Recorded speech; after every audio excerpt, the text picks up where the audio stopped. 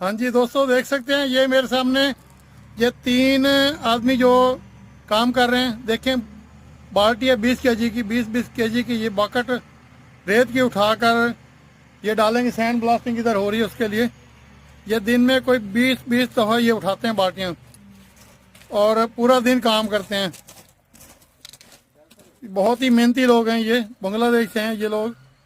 और ये आप देख सकते हैं, जब इनसे पूछा कि ये इधर अच्छा है या बांग्लादेश अच्छा है, तो ये कहते हैं कि इधर अच्छा है ये और ये शहबाज उस्ताद है, बहुत मेहनती आदमी, पेंटर है, स्प्रे पेंटर। इधर एक और भाई है, ये रियाज उस्ताद। रियाज भी ऐसा ही बोलता है कि 15 साल की उम्र में आया और